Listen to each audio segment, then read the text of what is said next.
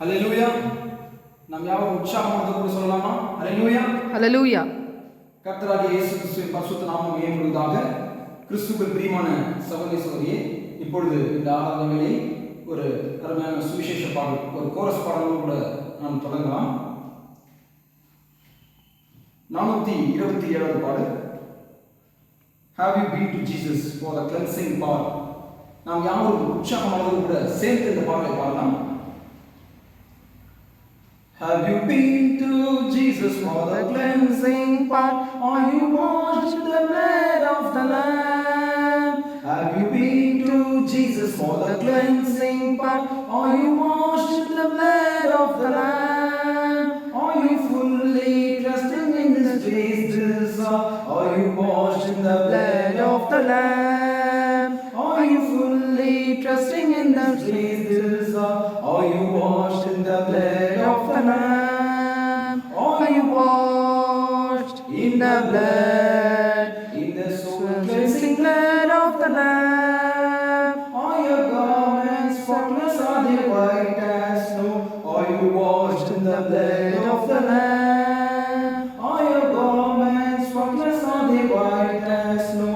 Are you washed in the blood of the Lamb? Are you walking daily by the Savior's side? Are you washed in the blood of the Lamb? Are you walking daily by the Savior's side? Are you washed in the blood of the Lamb? Do you rest each moment in the crucified? Are you washed in the blood of the Lamb? Do you rest each moment in the crucified? Are you washed in the blood of the Lamb? Are you washed in the blood, in the soul cleansing blood of the Lamb? Are your garments spotless? Are they white as snow? Are you washed in the blood of the Lamb? When the bridegroom comes, will your robes be white, pure and white in the blood of the Lamb? When the bridegroom comes, will your robes be white, pure and white in the blood of the Lamb? Will your soul be ready for the mansions bright? Will be washed in the blood of the Lamb? Will your soul be ready for the mansions bright and be washed in the blood of the Lamb? Are you washed In the blood, in the soul cleansing blood of the Lamb. Are your garments spotless? Are they white as snow? Are you washed in the blood Blood of the Lamb. Are your garments spotless? Are they white as snow? Are you washed in the blood Blood of the Lamb. Lay aside the garments that are stained by sin and be washed in the blood of the Lamb. Lay aside the garments that are stained by sin and be washed in the blood of the Lamb. There's a fountain flowing for the soul unclean. Oh, be washed in the blood of the Lamb. There's a fountain flowing for the soul unclean. Oh, be washed in the blood of the Lamb. Are you washed in the blood, in the soul cleansing blood of the Lamb? Are your garments spotless? Are they white as snow? Are you washed in the blood of the Lamb? பரிசுத்தம் பெற வந்துட்டீர்களா ஒப்பில்லா திருஸ்தானத்தினால்? பரிசுத்தம் பெற வந்துட்டீர்களா ஒப்பில்லா திருஸ்தானத்தினால்? பாவதோஷம் நீங்க நம்பினீர்களா ஆட்டுக்குட்டியின் இரத்தத்தினால்?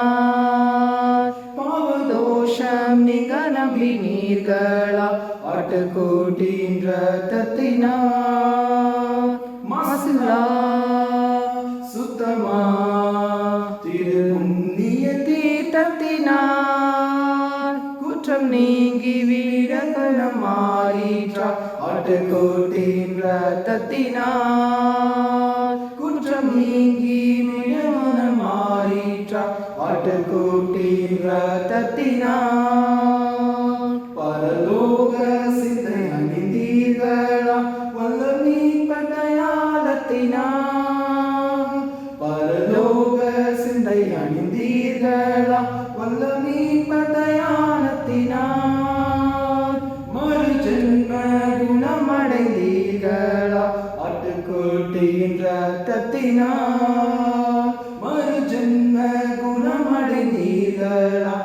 ஆட்டுக்குட்டியின் இரத்தத்தினால் மாசில்லா சுத்தமா திரு புண்ணிய தீர்த்தத்தினால் குற்றம் நீங்கி விட குணம் மாறிற்றா ஆட்டுக்குட்டியின் இரத்தத்தினால் குற்றம் நீங்கி விட குணம் மாறிற்றா ஆட்டுக்குட்டியின் இரத்தத்தினால் மணவாளன் கழிப்பீர்களா துயரின் ஸ்நானத்தினால் மணவாளன் கழிப்பீர்களா துயரின் ஸ்நானத்தினால் மோட்சக்கரையை சுகிப்பீர்களா ஆட்டுக்குட்டியின் இரத்தத்தினால் மோட்சக்கரையை சுகிப்பீர்களா ஆட்டுக்குட்டியின் இரத்தத்தினால்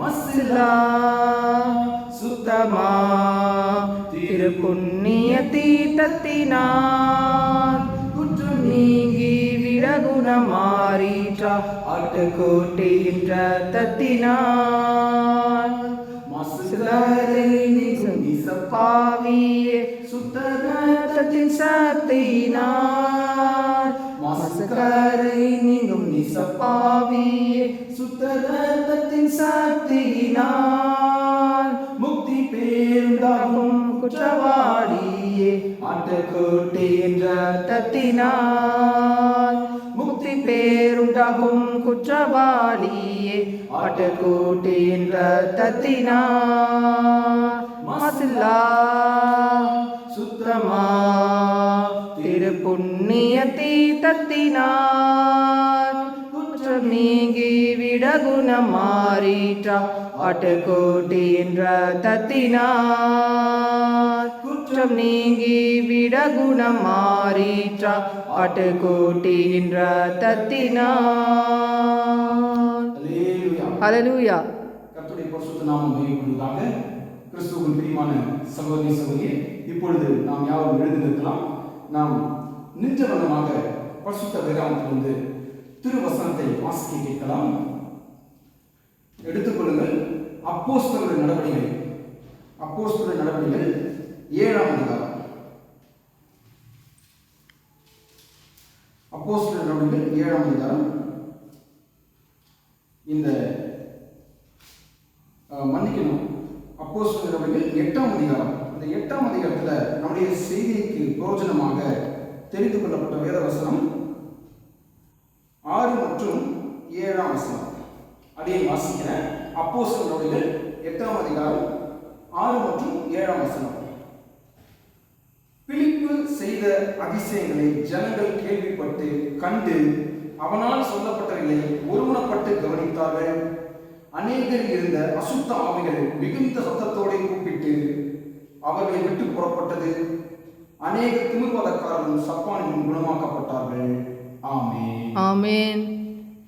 மகா பசுத்தமுள்ள பிதாவே, இந்த கர்த்தாவே இயேசுவே, வாசிக்கப்பட்ட உள்ள திருவசனத்தை நீர் தாமே ஆசீர்வதித்து தருவீராக. இதோ நித்திய ஜீவ வசனங்கள் உம்மிடத்தில் உண்டு கர்த்தாவே. நீர் தாமே எங்களோடு உள்ள தனிப்பட்ட ஒவ்வொரு ஆத்மாவோடு கூட பேசுவீராக. உங்களுடைய வெளிப்பாட்டை தந்தைகள் நடத்துவீராக. கேட்கிற செவிகளையும் இருதயங்களையும் விருத்தச்சேதனம் செய்வீராக. எல்லா துதிக்கான மகிமை எல்லாம் இயேசு கிறிஸ்து பரிசுத்த நாமத்துக்கு எப்போ கொடுத்து ஜெபிக்கிறேன் ஜீவன் இந்த நல்ல பிதாவே. ஆமென். கர்த்தருக்கு ஸ்தோத்திரம். நீங்கள் யாவரும் உட்கார்ந்து கொள்ளலாம். கிறிஸ்துவுக்கு பிரியமான சகோதர சகோதரியே, உங்கள் யாவரையும் ஆண்டவர் இயேசு கிறிஸ்து நாமத்திலே நான் வாழ்த்தி வரவேற்கிறேன். ஆமென். எல்லோரும் சந்தோஷமா இருக்கீங்களா? ஹல்லேலூயா. ஹல்லேலூயா. ஹல்லேலூயா. பாருங்க, நாம் தேவனோடு கூட சஞ்சரிக்கும்படியாக சபையோராக ஒன்று கூடி வருகிற இந்த வேலையில நாம் யாரும் சந்தோஷமா இருக்க வேண்டும். பாருங்க, கர்த்தருக்குள் மகிழ்ச்சியா இருப்பதே பலன். அதுதான் நமக்கு வாழ்க்கையில பெரிய சந்தோஷம். இன்றைக்கு தேவன் நமக்கு இந்த நேரத்தை கொடுத்திருக்கிறாரு. எனவே நாம் இந்த வேத பாட வேலையில நாம் கவனிக்க போகிற செய்தி இந்த அப்போஸ்தலர்கள் பாருங்க 8ஆம் அதிகாரத்தை தான் தேவன் நமக்கு கொடுத்திருக்கிறார். எனவே செய்திக்கு போவதற்கு முன்பாக நான் பாருங்க ஒரு கேள்வியை கேட்க விரும்புகிறேன். என்ன கேள்வி சொன்னால், வேதத்திலே நியாய தீர்ப்பை பற்றி வாசிக்கிறோம் பாருங்க. ஆனால் பூமியிலே நமக்கு நியாய தீர்ப்பு எங்கே தோன்றுகிற காலமாக இருக்கிறது? பைபிள்ல நியாய தீர்ப்பு எங்கே துவங்குகிற காலமா இருக்கிறது? பாருங்க, எங்கே துவங்குகிற காலமா இருக்கிறது என்று சொன்னால் தேவனுடைய வீட்டிலே துவங்குகிற காலமா இருக்கிறது. ஹல்லேலூயா. அப்போஸ்தலன் சொல்லுகிறான், நியாய தீர்ப்பு தேவனுடைய வீட்டிலே துவங்குகிற காலமா இருக்கிறதா?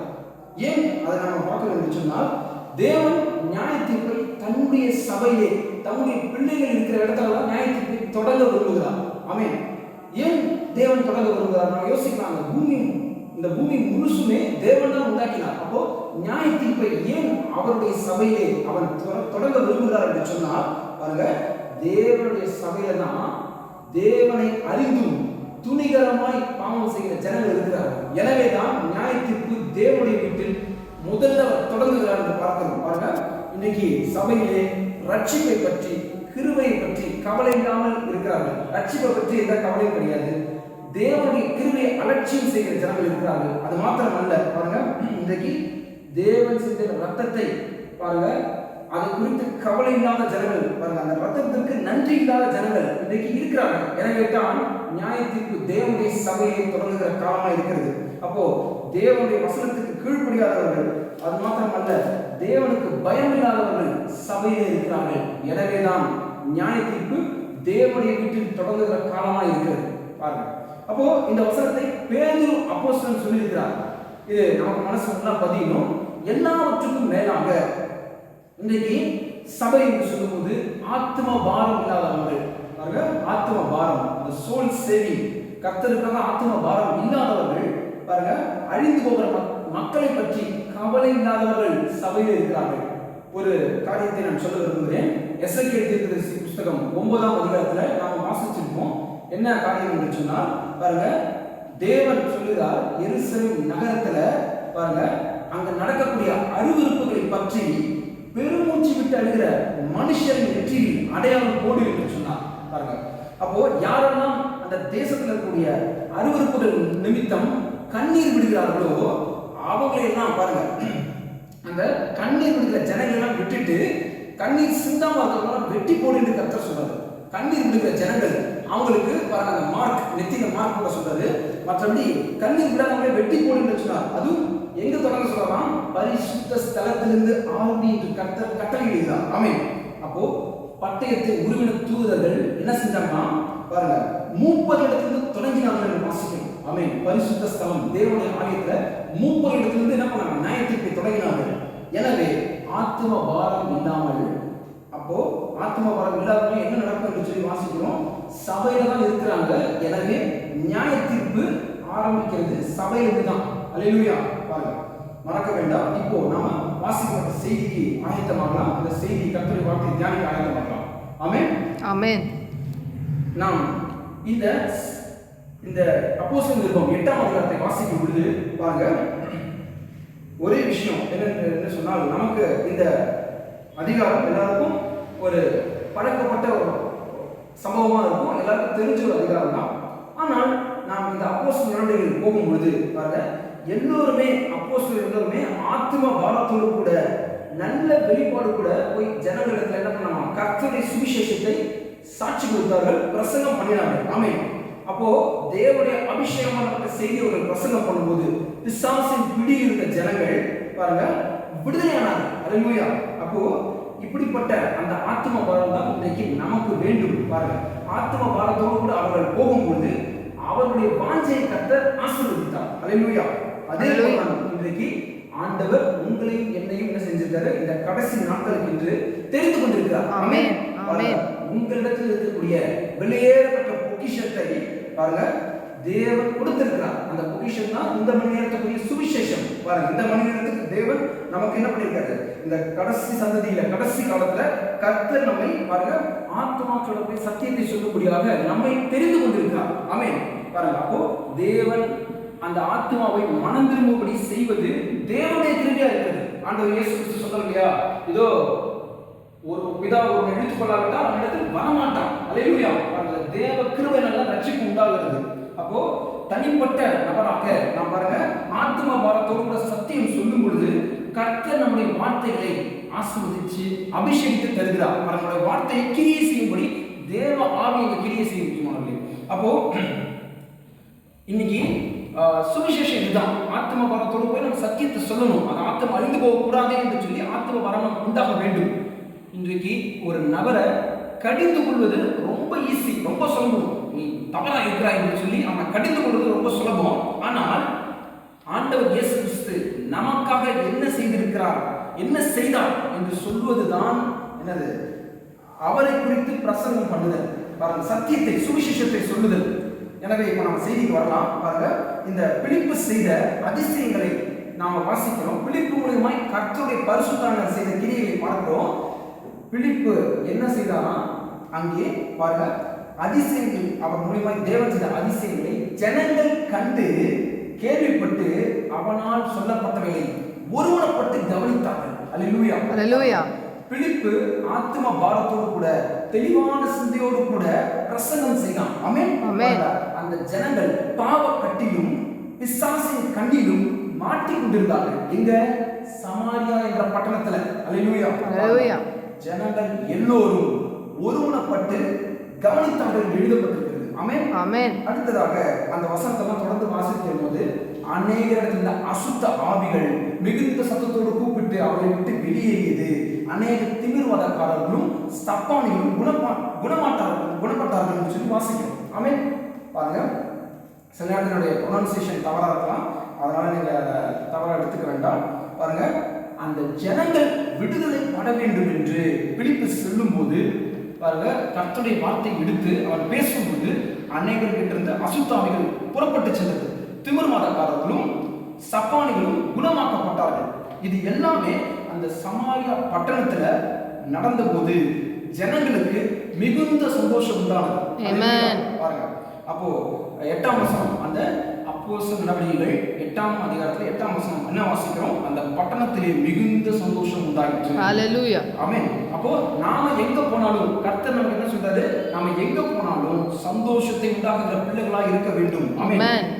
நம்ம போகிற இடத்துல அந்த சுத்தி இருக்கிற எல்லையில தேவ பிரசனம், தேவனுடைய அபிஷேகத்தை கொண்டு செல்கிற பிள்ளைகளா இருக்க வேண்டும். நம்முடைய சொந்த பிரச்சனைகளையும் நம்முடைய சொந்த கதைகளையும் சொந்த கவலைகளையும் மற்றவரிடத்துல சொல்லாதபடிக்கு பாருங்க, ஆண்டவர் இயேசு கிறிஸ்துவை பகிர்ந்து கொள்ள வேண்டும்.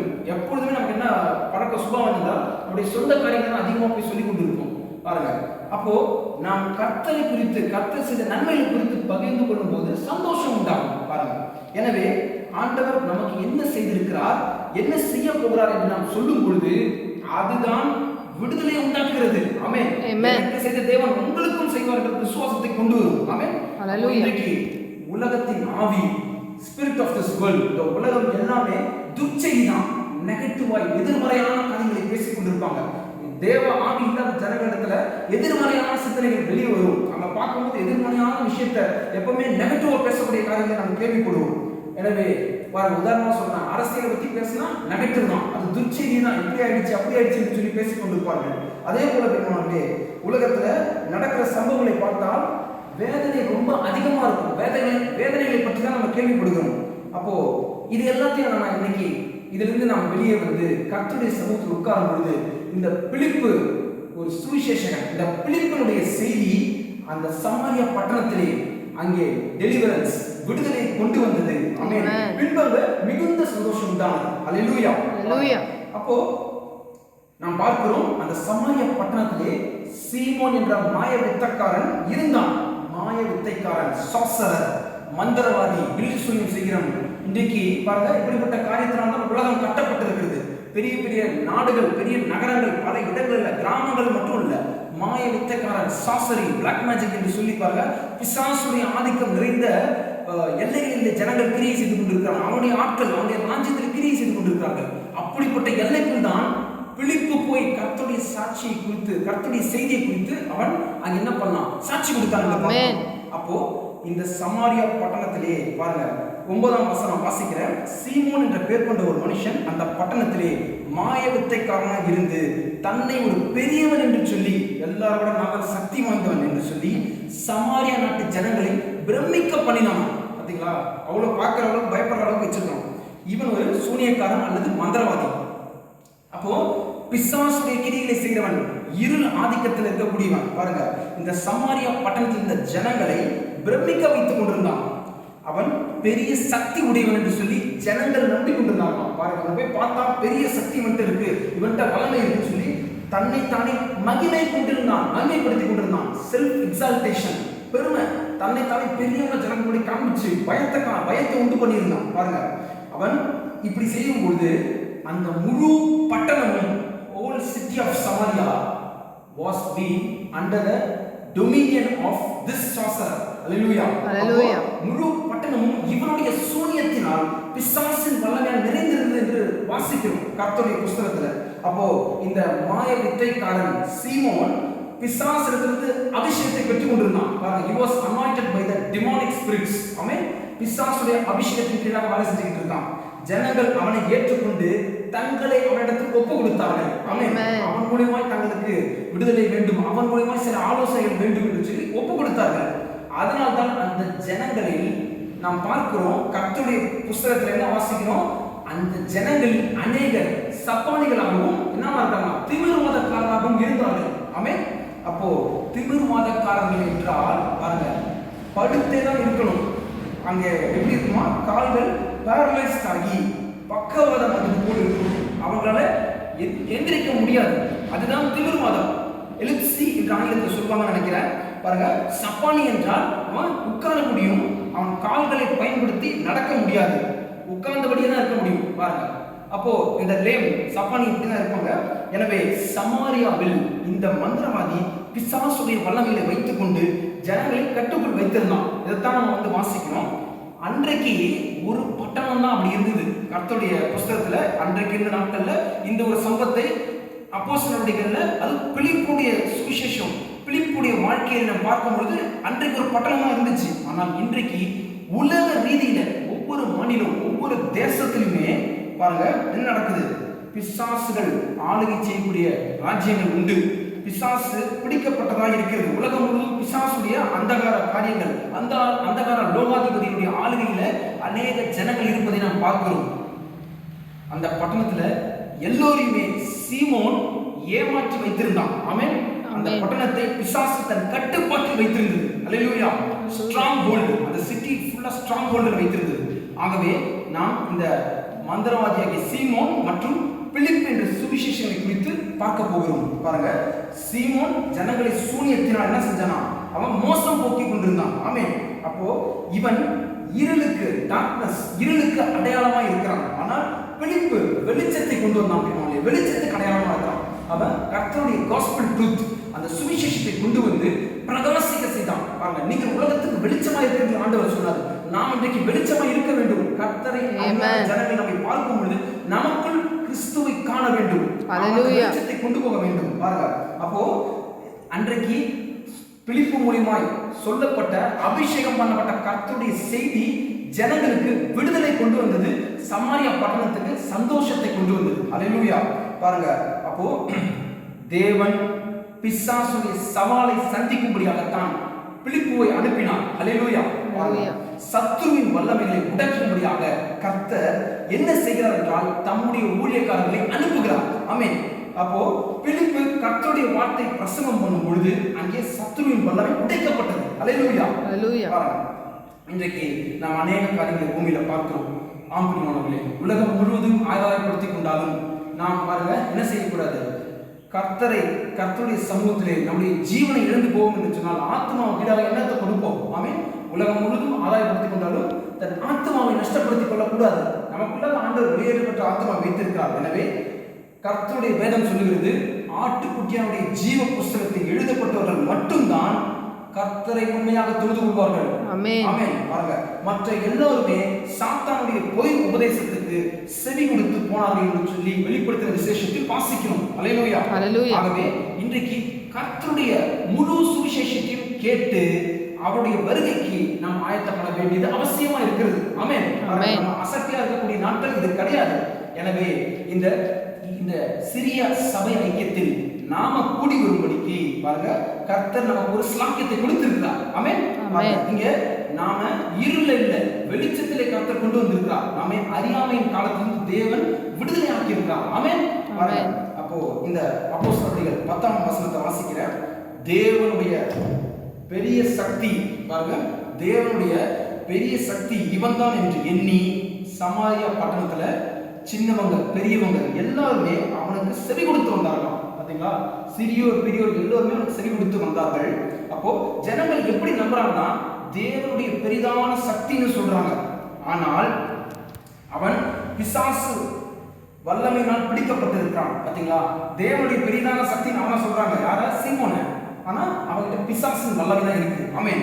பிசாசு பிடி இருக்கிறவனை தேவனுடைய பெரிதான சக்தி என்று சொன்னார்கள். ஆமென். அப்போ உண்மையிலே அது பிசாசின் சக்தி தான். பாருங்க, ஜனங்கள் பிசாசை தேவன் என்று வழிபடுகிறார்கள். ஆமென். அப்போ அவிதமான ஜனங்களை அந்த பிசாசுடைய ஆவிகள் வஞ்சித்து வைத்திருக்கிறது. பாத்தீங்களா, இன்றைக்கு உலகம் முழுவதும் அப்படிதான் இருக்கிறது. இப்போ இந்த பிசாசுடைய சக்தி கொண்ட சீமோனை சின்னவங்களுக்கு பெரியவர்கள் என்ன பண்றாங்க பாருங்க, பெரிய சக்தி என்று சொல்லி அவனை நம்பி அவனுக்கு செவி கொடுத்தார்கள். இப்ப நீங்க கேட்கலாம், அதனால என்ன பிரச்சனை? அவங்களால நம்பினாங்க. நம்புறது மட்டும் இல்ல, அவன் சொன்ன காரியங்களுக்கு செவி கொடுத்தாங்க. அல்லேலூயா. அதனால தான் நான் தொடக்கத்திலே சொன்னேன், தேவனுடைய நியாயத்தீர்ப்பு பாருங்க சபையில தொடங்கும் காலமா இருக்குது. முதலாவது சபையில தொடங்கும் காலமா இருக்கு. பாருங்க, எங்க தேவனுடைய நியாயத்தீர்ப்பு சினிமா தியேட்டர்லயோ அல்லது ஒயின் ஷாப்லயோ அல்லது விபச்சார விடுதலையோ அல்ல, தேவனுடைய சபையில தொடங்கும் காலமா இருக்கிறது. பாருங்க, நமக்குள்ள தேவன் பாருங்க ஒவ்வொரு நாளும் நெருங்கி இருக்கும் பொழுது நாம் ஒவ்வொரு காரியங்களையும் நிதானித்து பார்க்க வேண்டும். பாவத்தை வெறுக்கிறோமா, மனம் திரும்புதலை நினைத்திருக்கிறோமா என்று சொல்லி. அப்போ நம்மிடத்திலிருந்து தொடங்கிதான் வெளி உலகத்துல தேவனுடைய நியாயத்தீர்ப்பு அங்க நடக்கக்கூடியதா இருக்கிறது. இப்போ என்ன நடக்குது? எல்லாருமே இன்றைக்கு அந்த சீமோனை ஒரு சாமி நினைச்சு வணங்குறாங்க. அவனுக்கு செவி கொடுக்குறாங்க. பாருங்க, இப்போ அதிக காலமாக அந்த ஜனங்களை தன்னுடைய ஆதிக்கத்தில் வச்சிருந்தான், கட்டுப்பாட்டில் வச்சிருந்தான்.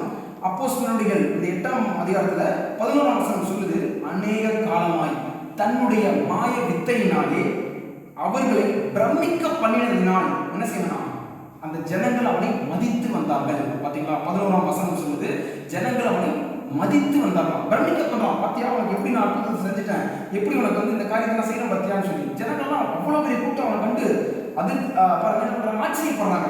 அப்போ தன்னுடைய மாய வித்தையினாலே ரொம்ப வருஷம் ஜனங்களை ஆதிக்கத்தை வைத்திருந்தான். 12ஆம் வசனம் சொல்லுது, பிலிப்புடைய செய்தி என்ன தெரியுமா? யாராவது சொல்லுங்க.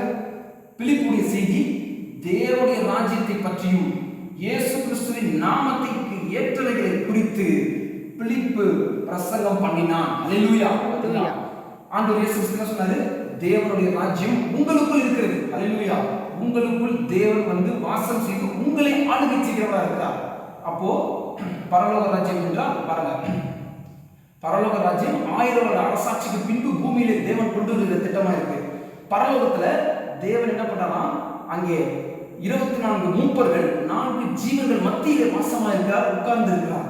இந்த பூமியில அவர் சாயலால் சிருஷ்டிக்கப்பட்ட நாம எப்படி இருக்கிறோமா, நம்முடைய ஆத்மாவுக்குள்ளே நம்முடைய இருதயத்தை ஆளுகை செய்யும்படியாக நம்முடைய பாருங்க ஹார்ட்ல 4 சேம்பர்ஸ் இருக்கு. எப்படி பரலோகத்துல 4 ஜீவன்கள் மத்தியில வாசம் செய்யறோம், அது போல இருதயத்துக்குள்ள இந்த 4 சேம்பர்ஸ் மத்தியில தேவனுடைய ஆவி கர்த்தருடைய பரிசுத்தங்கள் நமக்குள் ஆளுகை செய்ய விரும்புகிறார். இந்த இருதயம் 4 அறைகள், 4 சேம்பர்ஸ் கொண்ட இந்த இருதயம் எங்க இருக்கான் பாருங்க, நம்முடைய இந்த ஸ்கெலிட்டன் உள்ள இருக்கக்கூடிய அந்த பாருங்க 24 எலும்புகள் கொண்ட அந்த ஸ்கெலிட்டனுக்குள்ளாக நம்முடைய இருதயமானது இருக்கிறது. அல்லேலூயா. பாருங்க, 24 மூப்பர்கள் 4 ஜீவன்கள் மத்தியில் வாசம் செய்கிற அதே தேவன் தான். அல்லேலூயா. இன்றைக்கு என்ன செய்திருக்கார் என்று சொன்னால், நம்முடைய இந்த இருதயத்துக்குள்ள அதுக்கு மேல பாதுகாப்பாக மூடப்பட்ட 24 எலும்புகள், அந்த எலும்புகளுக்குள்ளாக இருக்கக்கூடிய 4 அறைகள் கொண்ட அந்த இருதயத்தை கர்த்தர் ஆளுகை செய்கிறார். ஆளுகை செய்கிறார். சரீரம் முழுவதும் எல்லா உறுப்புகளையும் எல்லாவற்றையும் கர்த்தர் இயக்க விரும்புகிறார். அப்போ நாம் பார்க்கிறோம், இப்போ பிலிப்பு தேவனுடைய ராஜ்யத்தை பற்றியும் இயேசு கிறிஸ்து நாமத்துக்கு ஏற்றவர்களை குறித்து பிரசங்கம் பண்ணும் பொழுது பிலிப்புடைய செய்தியை கேட்ட அந்த ஜனங்கள் அவர்கள் விசுவாசித்த போது ஆமென், புருஷரும் ஸ்திரீகளும் ஞானஸ்தானம் எடுத்துக்கொண்டார்கள். அல்லேலூயா. பாருங்க, இப்போ பிலிப்பு சத்தியத்தை தெளிவாக பேசினார். பாருங்க என்ன சொல்றாரு பிலிப்பு, மனம் திரும்பி பாவ மன்னிப்புக்கென்று இயேசு கிறிஸ்து நாமத்துல ஞானஸ்தானம் பெற்றுக்கொள்ளுங்கள், அப்பொழுது பரிசுத்த ஆவியின் வரத்தை பெறுவீர்கள். ஆமென். இப்போ பிலிப்பு சொன்ன இந்த செய்தி எப்படிப்பட்ட செய்தி? பவுல் சொன்னதோடு ஒத்து போகிறது, மற்ற அப்போஸ்தல பிதாக்களோட சொன்ன அந்த வார்த்தையோடு ஒத்து போகிறது. நீங்கள் வார்த்தையினாலாவது கிரியைகளினாலாவது எதை செய்தாலும் இயேசு கிறிஸ்துவின் நாமத்தினாலே அதை செய்து மேலான நாமத்தை பாருங்க என்ன செய்யணும், இயேசு கிறிஸ்து நாமத்தினாலே அதை செய்ய வேண்டும் என்று சொல்லி வேதம் சொல்லுகிறது. நாம் இயேசு நாமத்தை செய்து பிதாவாகிய தேவனை மகிமைப்படுத்துகிறோம் என்று வேதம் சொல்லுகிறது. அல்லேலூயா. பாருங்க, அப்போ வார்த்தையினாலாவது கிரியையினாலாவது எதை செய்தாலும் அப்படியே நாம் கர்த்தருடைய நாமத்தை கொண்டு நாம் செய்ய வேண்டும். அப்போ இங்க நான் பார்க்கும்போது பேதுரு பிரசங்கம் பண்ண மாதிரி தான் பிலிப்பும் செய்தி கொடுத்தான். அல்லேலூயா. அப்போ ஜனங்கள் எல்லாரும் அவருடைய வார்த்தையை விசுவாசித்து அநேக புருஷரும் ஸ்திரீகளும் ஞானஸ்தானம் பெற்றுக் கொண்டார்கள். ஆமென். இதுதான் தேவனுடைய எழுப்புதலாய் இருக்கிறது. அல்லேலூயா. அல்லேலூயா. பாவ மன்னிப்புக்கென்று நீங்கள் மனம் திரும்பணும். ஞானஸ்தானம் படி பாவ மன்னிப்பிலிருந்து பெற்றுக்கொள்வது கொண்டு மனம் திரும்பி பாவ மன்னிப்புக்கென்று இயேசு கிறிஸ்து நாமத்தில் பெற்றுக்கொண்டார்கள். ஆமென்.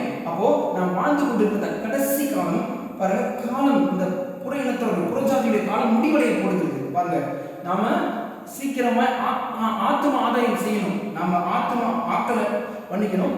ஆத்மாக்களை ஆதாயம் செய்யலன்னா நம்முடைய நிலைமை எப்படி இருக்கும் தெரியுமா? நீங்களும் நாம வருத்தப்படணும். ஆமென். அதுக்காக ஆண்டவர்கிட்ட நம்ம மன்னிப்பு கேட்கணும் முடியுமாங்களே.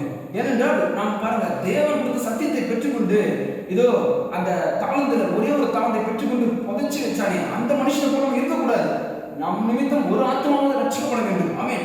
கர்த்தர் இன்றைக்கும் விடுவிக்கிறவராக இருக்கிறார். ஆமென்.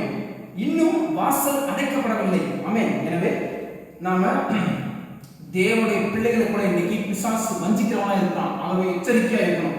பாருங்க, இன்றைக்கு பொழுதுபோக்கின் மூலமாக செல்போன் மூலமாக பாருங்க நிறைய பரபரப்பான செய்திகள் எந்நேரமும் பாருங்க இந்த பிரேக்கிங் நியூஸ் என்று சொல்லி பல செய்திகளை கொண்டு வந்து தேவ பிள்ளைகளுடைய நேரத்தை எடுத்துக்கொள்றான். ஒன்றுக்கு மேல ஒன்று செய்திகள் உலகத்துல வந்து கொண்டுதான் இருக்கிறது. பாருங்க, அப்போ ஏன் நான் சொல்றேன்னா நமக்கு அத்தியாவசியமான ஒரு தேவை இருக்கிறது. பாருங்க, இந்த போன் பயன்படுத்துறோம். ஆனாலும் தேவனுடைய வார்த்தையை படிக்காதபடிக்கு, வேதத்தை வாசிக்காதபடிக்கு, இந்த உலக காரியங்களில் உலக செய்திகளிலே நாம் கவனத்தை கொடுத்து கொண்டிருந்தால், செலுத்தி கொண்டிருந்தால் நேரத்தை வீணடிக்கிறவங்களா இருக்கும். இருக்கக்கூடாது. ஆமென்.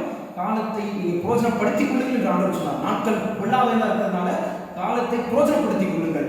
அப்போ நம்ம அநேக காரியங்கள் உலக காரியங்களை பார்த்துக்கிட்டு இருந்தா அதனால நம்ம வந்து பாருங்க சிந்தையை தான் பாருங்க நிறைய உலக காரியங்கள் நிறைஞ்சிருக்கும். தவிர நம்ம அதை வந்து ரெடியூ பண்ண முடியாது, நம்ம பிரோஜனம் பயன்படுத்த முடியாது.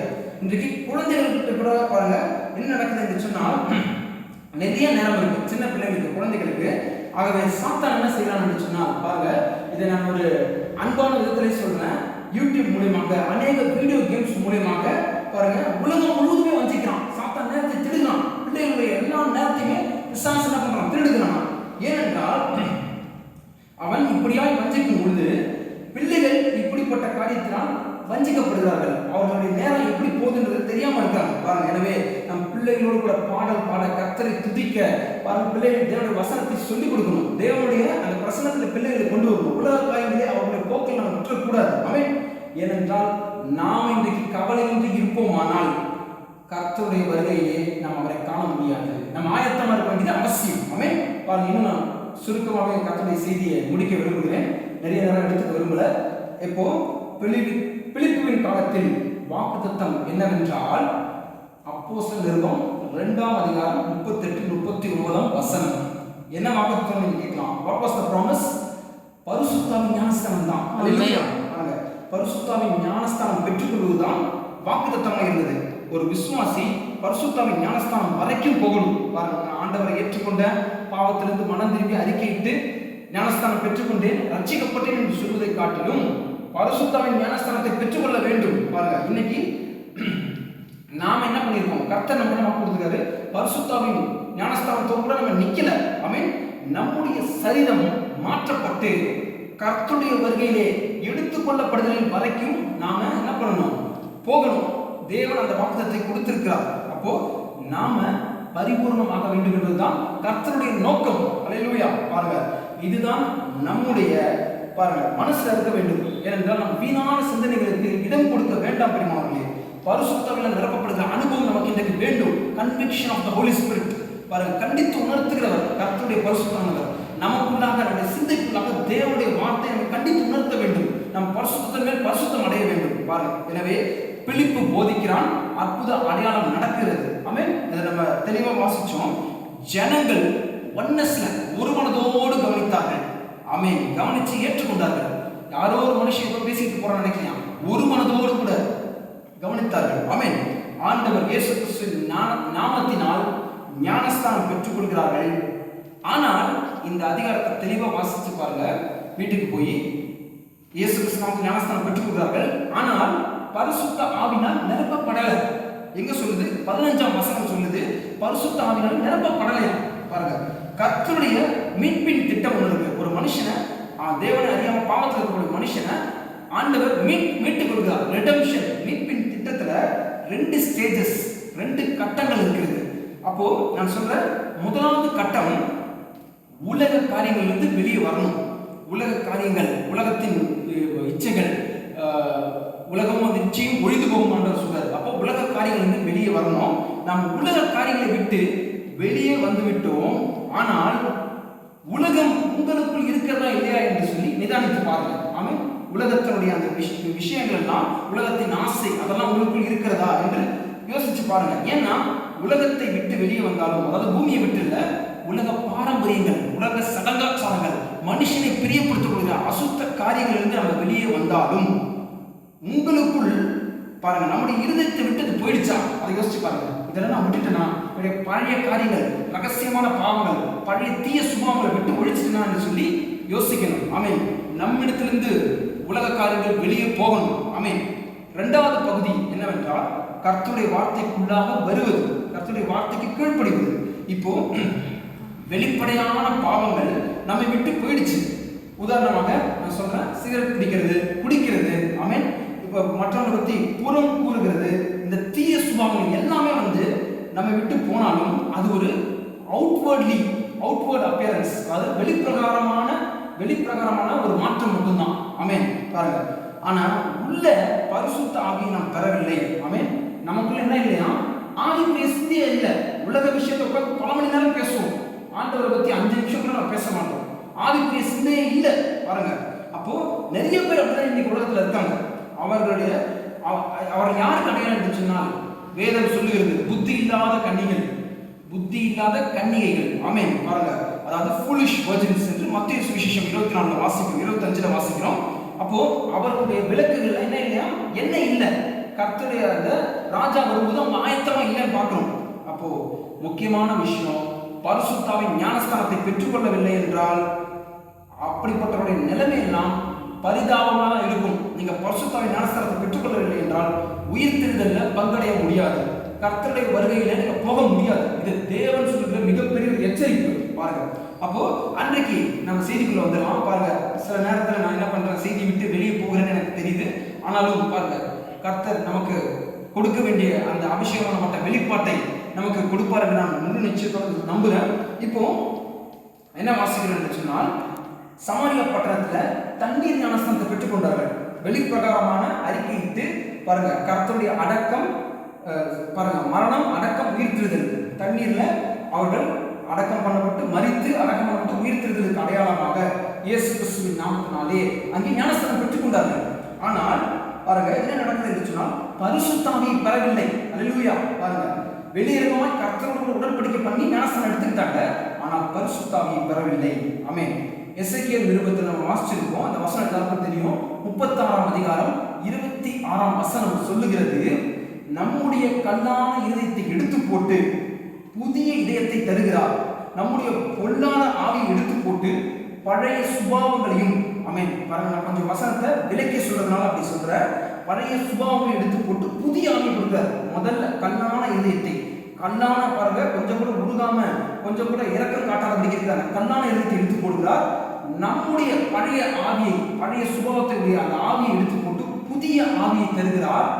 பாருங்க, இது 2 நடக்குது. நம்ம கர்த்தருடைய ஆவியை ஏற்றுக்கொள்ளும் போது நியூ ஸ்பிரிட், புதிய ஆவியை தருகிறார். 3வது தான் கர்த்தர் தன்னுடைய ஆவியை தருவேன் என்று சொல்கிறார். ஆமென்.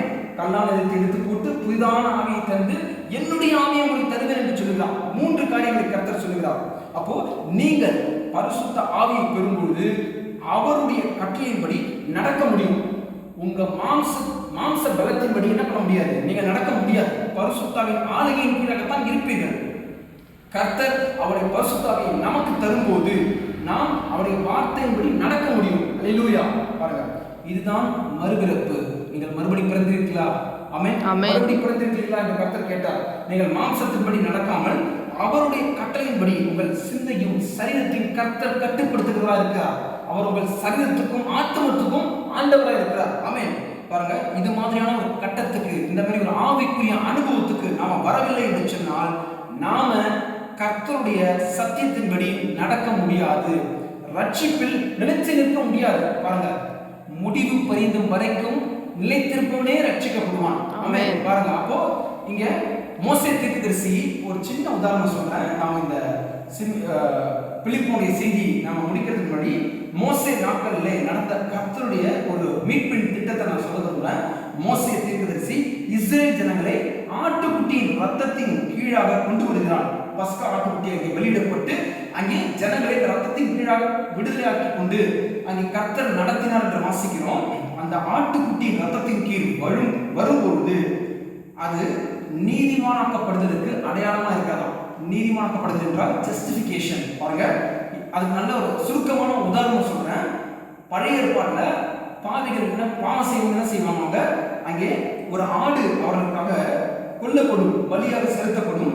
பின்பு அந்த நபருக்கு என்னன்னா நியாய தீர்ப்பு கிடையாது. நீ செஞ்ச அந்த பாவத்துக்கு பரிகாரமாக அந்த ஆடு பலி செலுத்தப்பட்டது. ஆமென். பாருங்க, அந்த ஆடு ஏற்றுக்கொண்டது. அதுதான் பழைய ஏற்பாட்டில் பார்க்கிறோம். ஆடு ஒரு இன்னசென்ட் அனிமல். பாருங்க, lamb is an innocent animal. அது சாதுவான மிருகம். ஆமென். பாருங்க, ஆகவே அந்த பாவம் செய்த நபருடைய பாவமானது அந்த ஆட்டின் மேல சுமத்தப்படுகிறது. பாருங்க, அந்த ஆட்டின் மேல் வருகிறது. அந்த ஆட்டுடைய பாவம் இல்லாத தன்மையானது மனுஷனுக்கு வருகிறது. பாருங்க, அவன் கைகளை வச்சு ஆசாரியன் ஜெபிக்கிறான். ஜெபம் பண்ணி பாருங்க, அந்த பாவம் நிவர்த்தி செய்யும்படியாக ஆடு பலி செலுத்தப்படுகிறது. அப்போ அதே போல ஆண்டவர் இயேசு கிறிஸ்துவும் சிலுவையில் செய்தார். புரியுதா உங்களுக்கு? ஆட்டுடைய இன்னசென்ஸ் மனுஷனுக்கு எப்படி வந்து அவன் பாவம் சுமத்தப்படுதோ அதே போலதான் நம்முடைய எல்லா பாவத்தையும் ஆண்டவர் இயேசு கிறிஸ்து எடுத்துக்கொண்டார். அவருடைய நீதியை நமக்கு தந்தருளினார். அல்லேலூயா. பாத்தீங்களா? அவர் நீதி நமக்கு கொடுத்தார். நாம அவருக்குள் இயேசு கிறிஸ்துவுக்குள் தேவ நீதியை அடையும்படி God's righteousness. அவர் பாவம் அறியாத அவர் நமக்காக பாவமானார். அல்லேலூயா.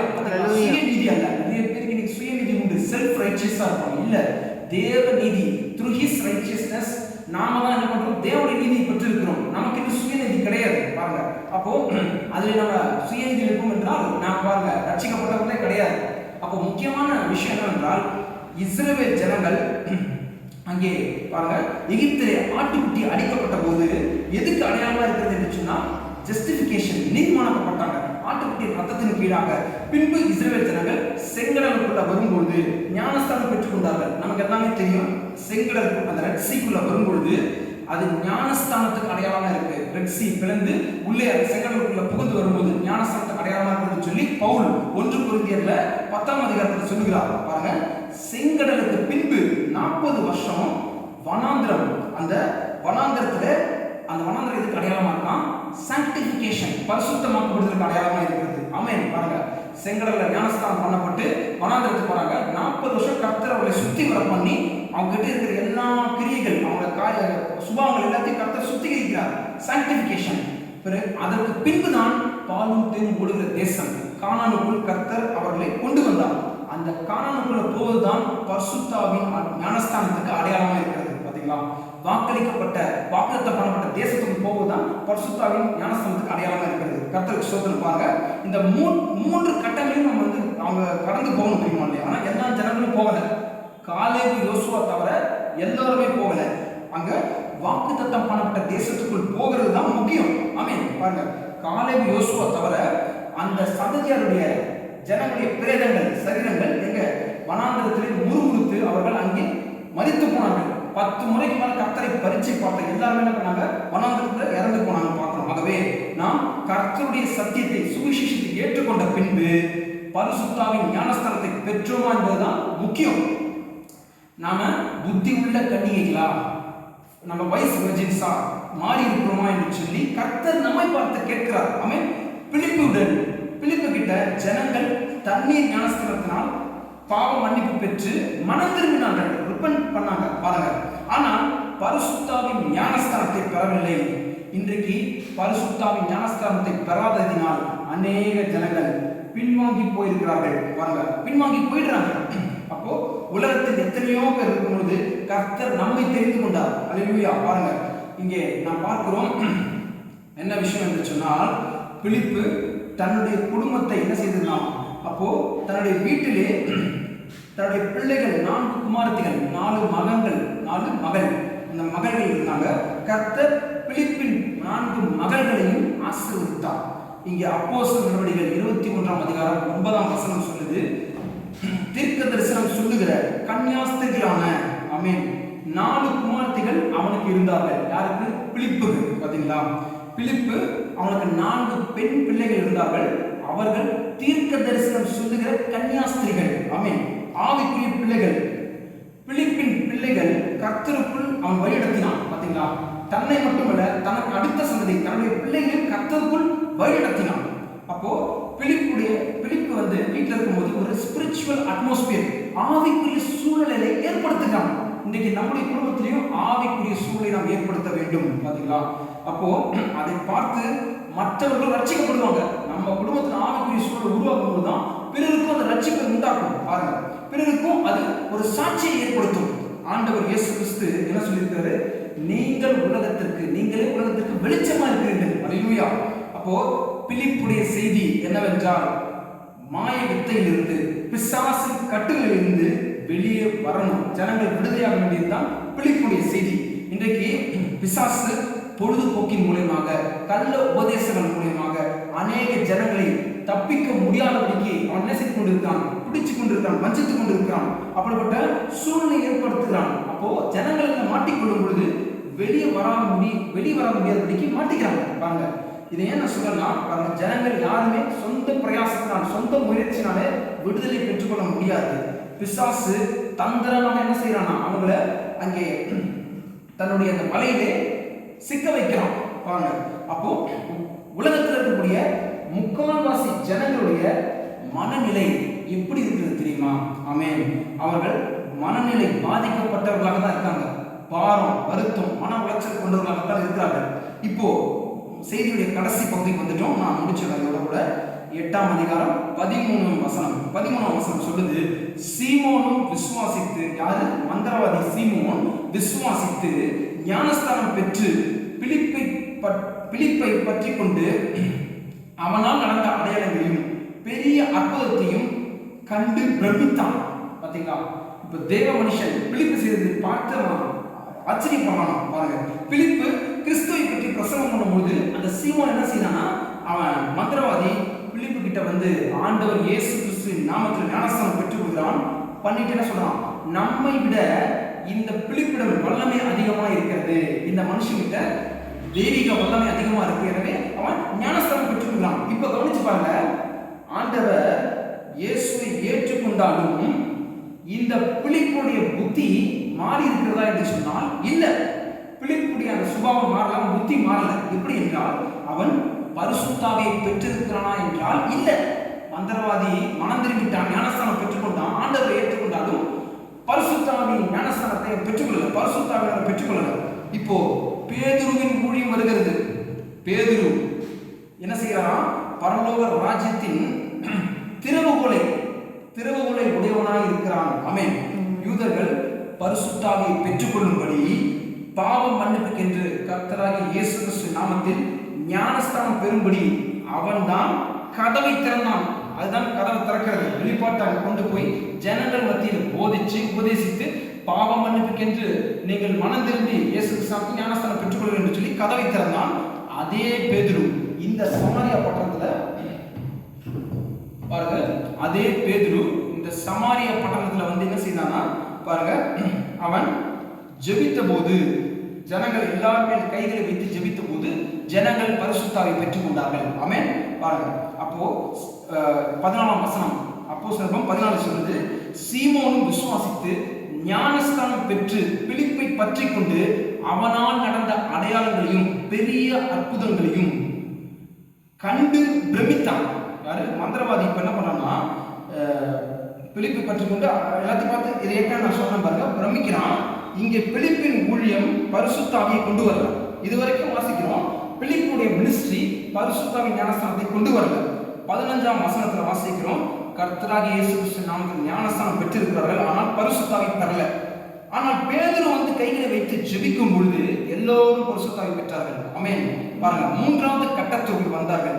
இப்போ சீமோன் மந்திரவாதி என்ன செய்யறானா பாருங்க, அவன் 18-19 வசனம் தெளிவாய் சொல்லுகிறது, அப்போஸ்தலர்கள் தங்கள் கைகளை ஜனங்கள் மேல் வைத்ததினால் பரிசுத்த ஆவி தந்திரப்படுகிறதை சீமோன் கண்டு அவர்களிடத்துல என்ன பண்றானா, பணத்தை வந்து கொடுக்குறான். பணத்தை கொண்டு வந்து கொடுத்து என்ன சொல்றான், இதோ நான் யார் மேலாம் கைகளை வச்சு ஜெபம் பண்றேனோ அவர்களும் இந்த பரிசுத்த ஆவியை பெற்றுக்கொள்ளத்தக்கதாக எனக்கும் இந்த அதிகாரத்தை கொடுக்க வேண்டும் என்று சொன்னான். பாத்தீங்களா, சீமோன் இப்படி வந்து என்ன செய்யறான், இந்த மந்திரவாதி மனசு புத்திமானமா இதெல்லாம் சொல்றான். இப்போ பேதுரு அவனை பார்த்து என்ன சொல்றான்னா, நீ தேவனுடைய வரத்தை என்ன செய்யற, பணத்தினாலே பெற்றுக்கொள்ளலாம் என்று நினைச்சதுனால உன் பணம் உன்னோட கூட நாசமா போகக்கூடாது. ஆமென். கடிந்து கொள்றாரு. அப்போ பேதுருவை நோக்கி தேவனுடைய பணத்தை என்ன பண்ணக்கூடாது, தேவனுடைய வரத்தை மன்னிக்கணும், தேவனுடைய வரத்தை பணத்தை கொண்டு நீ வாங்க நினைக்கிறனால உன் பணம் நாசமா போகட்டுன்றது. இந்த மந்திரவாதி பணத்தை கொண்டு வந்து பேதுருட்ட கொடுத்து என்ன செய்யலாம், எனக்கு இந்த யார் மேல கை வச்சு ஜெபிக்கிறனோ பரிசுத்த ஆவி ஞானஸ்தானம், பரிசுத்த ஆவி அவர்கள் பெற்றுக்கொள்ளத்தக்கதாக எனக்கு என்ன செய்யணும் பாருங்க, அதை கொடுங்க என்று சொல்லி கேட்கிறான். பேதுரு கடிந்து கொண்டார். பாருங்க, இவனுடைய மாய வித்தை எல்லாத்தையும் கைவிட்டுட்டான், வெளிப்பிரகாரமாக மனம் திரும்பிட்டான், மாறிட்டான். ஆனாலும் பணத்தினால் பரிசுத்தரை பெறலாம் என்று நினைக்கும் போது உள்ளே தன்னுடைய சுயரூபம் மாறல. பாத்தீங்களா, பேதுரு பரிசுத்தமின் அபிஷேகத்தை எங்க பெற்றுக்கொண்டாரு சொல்ல முடியுமா? ஹோலி ஸ்பிரிட் பேப்டிசம் பேதுரு எங்க பெற்றுக்கொண்டாராம், மேல் வீட்டறையில 120 பேர் ஒன்று கூடியிருந்த போது மேல் வீட்டறையில பரிசுத்தாவின் அபிஷேகத்தை ஞானஸ்தானத்தை பெற்றுக்கொண்டார். பாருங்க, அப்போ நாம் பார்க்கிறோம் இங்கே என்ன நடக்குது என்று சொன்னால், பெந்தேகோஸ்தே அனுபவத்தை பெற்றவன் பேதுரு. அல்லேலூயா. பாருங்க, தேவனுடைய வார்த்தை அவனுக்குள் ஜீவித்துக் கொண்டிருந்தது. இப்படிப்பட்ட மனுஷனுக்கு முன்பு மாய வித்தைகள் மந்திர கிரிகள் எல்லாம் நிற்க முடியாது. ஆமென். பாருங்க, எனவே அவனுடைய இருதயத்தின் காரியங்கள் ரகசியங்கள் வெளிப்பட்டது. எப்படியா, அப்போஸ்தலர் 8ஆம் அதிகாரம் 23ஆம் வசனம் சொல்லுது, நீ கசப்பிலும் பிச்சிலும் பாவ கட்டிலும் அகப்பட்டிருக்கிறதை காண்கிறேன். பேதுரு சொல்றாரு மந்திரவாதியை பார்த்து, கசப்பிலும் பிச்சிலும் பாவக்கட்டிலும் அகப்பட்டிருக்கிறதை நான் காண்கிறேன். ஆமென். பாருங்க, பட்டணத்தையே தன்னுடைய ஆதிக்கத்தில் கட்டுப்பாட்டில் வைத்திருந்தவன், எல்லோரையும் பிரமிக்க வைத்தவன் என்ன செய்யறான், பேதுரு முன்பு பயந்து போனான், பயந்து ஓடுறான். அப்போ இந்த காரியத்தை நாம் பார்க்கும் பொழுது தேவனுடைய வெளிப்பாடு உங்களுக்குள் வரும் பொழுது, ஆமென், நீங்களும் அதற்கென்று உங்களை ஒப்புக் கொடுக்கும் பொழுது பிசாசு உங்களை பார்த்து பயந்து ஓடும். அல்லேலூயா. பாருங்க, ஒருத்தரும் மேற்கொள்ள முடியாது, தேவனுடைய அபிஷேகம் உங்களுக்குள் இருக்கும். ஆமென்.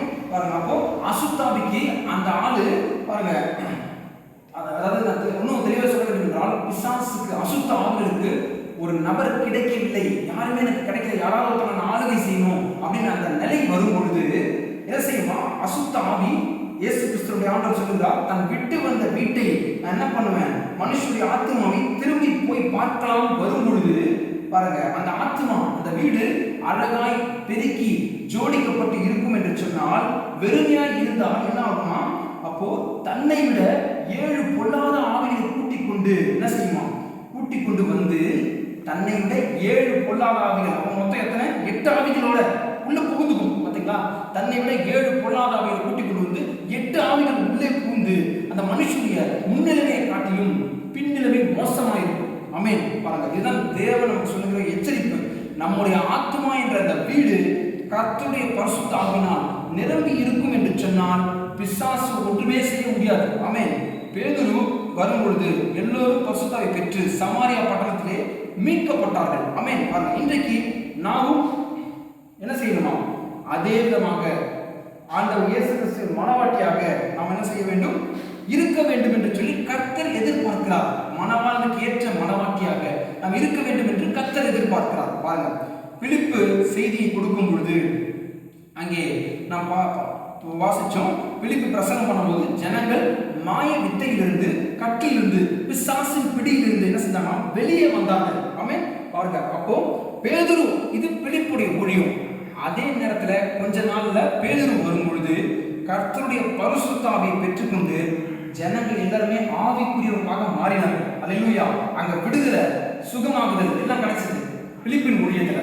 பேதுரு வரும்போது பரிசுத்தாவின் அபிஷேகம், பரிசுத்தாவின் ஞானஸ்தானத்தை பெற்றுக் கொண்டார்கள். பாருங்க, அவங்க ஆவிக்குரிய ஜனங்களாய் மாறினார்கள். இன்றைக்கு இதே செய்தி நமக்கும் பொருந்தும். அல்லேலூயா. இந்த கடைசி கால சுவிசேஷத்தை கேட்கிற அனைவரும் சத்தியத்தை அறிந்து கொண்டு விடுதலை அடைய வேண்டும் என்று சொல்லி கர்த்தர் விரும்புகிறார். அல்லேலூயா. பாருங்க, அப்போ நாம் இன்றைக்கு கர்த்தருடைய கிருபையால் விடுவிக்கப்பட்டிருக்கிறோம். ஆமென். அல்லேலூயா. பாருங்க, கர்த்தருடைய கிருபையால் விடுவிக்கப்பட்டிருக்கிறோம். அப்போ சாத்தானுடைய கிரியைகள் வெளிப்படுத்தப்பட்டு நாம் என்ன செய்ய போகிறோம்? இன்றைக்கு கர்த்தருடைய வருகையை எதிர்நோக்கி அவரை எடுத்துக்கொள்ளப்படுதலில் வருகையை எதிர்நோக்கி நாம் ஆயத்தமாகி கொண்டிருக்கிறோம். ஆமென். கர்த்தர் நம்மை சத்திய வசனத்தினால் சுத்திகரித்து இருக்கிறார். அவர் கழுவ விரும்புகிறார், சுத்திகரித்து விரும்புகிறார். நமக்குள்ள இருக்கிற எல்லா காரியங்கள், பழைய தீமையான சுபாவங்கள் எல்லாத்தையும் சுத்திகரிக்க விரும்புகிறார்.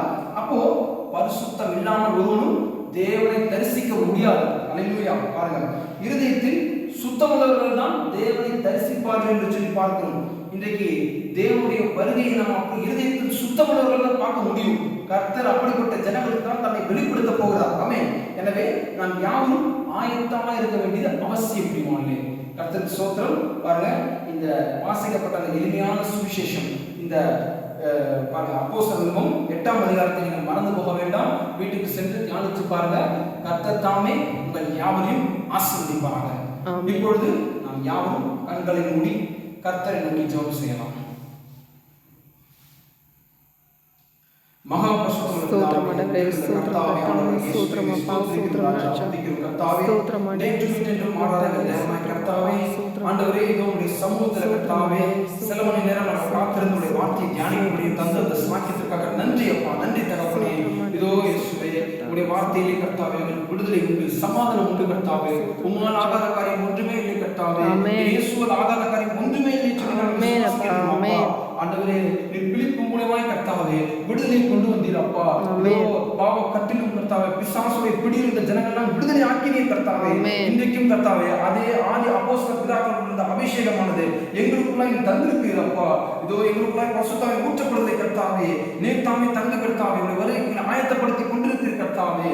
நாங்களும் வெளியே செல்லும் பொழுது ஆத்மாதாயம் செய்யத்தக்கதாக கர்த்தாவே ஒவ்வொரு நபரையும் நீர் தாமே கர்த்தாவே இதோ உடைய வரங்களால் நிரப்புவீராக. உடைய வார்த்தையை கேட்ட வாசித்த உடைய பிள்ளைகளை நீர் தாமே ஆசீர்வதிப்பீராக. ஆண்டவரே, அவருடைய விசுவாசமானது கர்த்தாவே ஒழிந்து போகாதபடி எங்களுக்கு பரிந்து பேசுகிற தேவன் நீர் ஒருவரே கர்த்தாவே. ஆம் ராஜா, இதோ நாங்கள் கர்த்தாவே பிரியமாய் வாழும்படி வருகை எதிர்நோக்கி வாழத்தக்கதாக கர்த்தாவை ஒப்புக் கொடுக்கிறோம் ராஜா. பேதுரு வந்தபோது கர்த்தாவே ஜனங்கள் யாவரும் பரிசுத்தத்தை பெற்றுக்கொண்டார்கள் என்று பார்க்கிறோம் ராஜா. இன்றைக்கு மாம்சமான யாவரும் நாமே ஊற்றுவேன் என்று சொன்ன தேவன் நீர் கர்த்தாவே. ஆண்டவரே, உம்முடைய கர்த்தாவே நீர் மாம்சமான யாவருக்கும் தேவனா இருக்கிற கர்த்தாவே. இதோ ஜெபத்தை கேட்பவரே மாம்சமான யாவரிடத்தில் வருவார்கள் என்று சொல்லப்பட்டிருக்கிற கர்த்தாவே. உம்முடைய சமூகத்தில் கர்த்தாவே காத்திருந்து உம்முடைய வார்த்தையை கேட்ட ஒவ்வொரு நபரும் நீர் தாமே கர்த்தாவே உம்முடைய பரிசுத்தாவின் அபிஷேகம் நிரப்புவீராக. ஆண்டவர்கள் போக்கிலும் பலத்திலும் துணையாயிருந்து பாதுகாத்துக் கொள்ளும் கர்த்தாவே.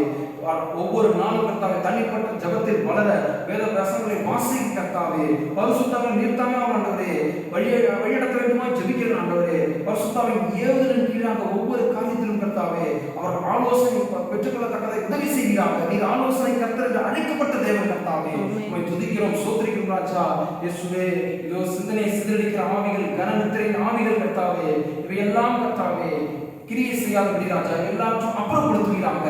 ஒருமனப்பாட்டின் ஆவியை தந்தரும் கர்த்தாவே. சமாரியா பட்டணத்தார் ஒருமனப்பட்டு கர்த்தாவே உடைய வார்த்தை கேட்டது போல நீர் இந்த சிறிய சபை ஐக்கியத்தில் உள்ள உடைய பிள்ளைகளுக்கு ஒருமனப்பாட்டின் ஆவியை கொடுத்தமைக்காக நன்றி நன்றி தகப்பனே. சோத்திரிக்கிறோம், துதிக்கிறோம் ராஜா.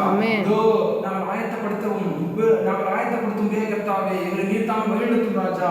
எங்களுக்குள்ள ஆத்ம பாரத்தை கொடுத்தமைக்காக நன்றி ராஜா. நாங்கள் ஆயத்தப்பட ராஜ்யத்துக்கு ஆயத்தப்பட பிறரை ஆயத்தப்படுத்தும் பலப்படுத்துவீராக. எங்களை உற்சாகமாக நீர் தாமே கர்த்தாவே ஒவ்வொரு நாளும் நடத்த வேண்டுமாய் ஜெபிக்கிறோம் அப்பா. பரிசுத்தாவிலே நீர் எங்களோட பேசுவீராக, எங்களுக்கு துணையாய் இருந்து வழிநடத்துவீராக. உண்மையே நம்பி இருக்கிறோம், உண்மையே சார்ந்திருக்கிறோம் ராஜா. வருகை எதிர்நோக்கி காத்திருக்கிறோம் கர்த்தாவே. இதோ ராஜா சோத்திரிக்கிறோம், துதிக்கிறோம் ராஜா. ஒவ்வொரு நபரும் நீர் தாமே கண்ணோக்கி பார்ப்பீராக. அவங்களோட துணையாய் இருந்து அவர்கள் நீர் தாமே பேசுவீராக, பலப்படுத்த காத்துக்கொள்ளும் ராஜா. அபிஷேகம் தொடர்ந்து வழிநடத்தட்டும் அப்பா. ஆம் ராஜா, எல்லோரும் கர்த்தாவே உடைய கிருபையினாலே கர்த்தாவே புதுபலனை பெற்றுக் கொண்டவர்களாய் கர்த்தாவே ஆவி உற்சாகம் உள்ளவர்களாய் கர்த்தாவே ஒவ்வொரு நாளும் கர்த்தாவே சமூகத்தில் காத்திருந்து பலனடைய ஆத்ம பாரத்தோடு கூட கர்த்தாவே இதோ ஆத்ம ஆதாயம் செய்யுங்க நீர் வழிநடத்தும், பலப்படுத்தும், ஆலோசனை தந்தரும் அப்பா. தாமே கர்த்தாவே எங்கள் எல்லோருக்கும் இடத்தில் வேண்டுமாய் உன் கரங்களை ஒப்பு கொடுத்து ஜெபிக்கிறேன் ஜீவன் இந்த நல்ல பிதாவே. ஆமென். என் ஆத்துமாவே கர்த்தரை ஸ்தோத்திரி, என் முழுமே பரிசுத்த நாமத்தை ஸ்தோத்திரி. என் ஆத்துமாவே கர்த்தரை ஸ்தோத்திரி, கர்த்தர் செய்த சகல உபகாரங்களையும் மறவாதே. ஆமென். கர்த்தர் தாமே உங்கள் யாவரையும் சகல சத்தியத்துக்குள் நடத்தி உங்களை பாதுகாப்பாராக. நீங்கள் யாவரும் சமாதானத்தோடு கூட போய் வாருங்கள். ஆமென். கர்த்தர் தாமே உங்களை ஆசீர்வதிப்பாராக. God bless you all. கர்த்தர் உங்களை ஆசீர்வதிப்பாராக.